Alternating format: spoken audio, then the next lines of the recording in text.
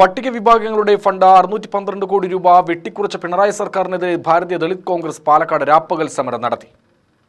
പാലക്കാട് കലക്ടറേറ്റിന് മുന്നിൽ നടത്തിയ സമരം വി.കെ. ശ്രീകണ്ഠൻ MP ഉദ്ഘാടനം ചെയ്തു.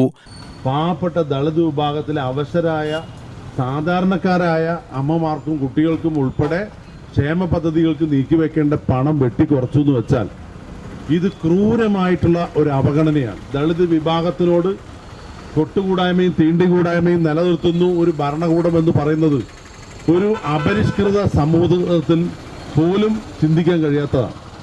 പണ്ട് കാലങ്ങളിലൊക്കെ അധസ്ഥിതരായിരുന്ന പാവപ്പെട്ട ആളുകളെ മുൻപന്തി കൊണ്ടുവരാൻ കേരളത്തിൽ ഏറ്റവും കൂടുതൽ മുൻകൈയെടുത്ത് പ്രവർത്തിച്ചത് ഞാൻ ഇപ്പോഴും ഓർക്കുകയാണ്. നമ്മുടെ പ്രിയങ്കരനായ ലീഡർ ശ്രീ കെ കരുണാകരനാണ്. അന്ന് കരുണാകരനാണ് നേരിട്ട് കോളനികളെ ദത്തെടുക്കാനും അതുപോലെ തന്നെ ഇന്ദിരാ ആവാസ് യോജന ഉൾപ്പെടെയുള്ള ഒരുപാട് പദ്ധതികൾ നടപ്പിലാക്കാനും ലക്ഷം വീട് പദ്ധതി ഉൾപ്പെടെ കൊണ്ടുവരാനൊക്കെ ശ്രമിച്ചത്. കാരണം കൂരയില്ലാതെ ഒരു സുരക്ഷിതത്വം ഇല്ലാതെ മനുഷ്യരായിട്ടുള്ള പാവങ്ങൾ അനുഭവിക്കുന്ന ദുരിതം കണക്കിലെടുത്താണ് അത്തരത്തിലുള്ള ഒരു ദീർഘവീക്ഷണത്തോടുള്ള പദ്ധതി ആരംഭിച്ചു.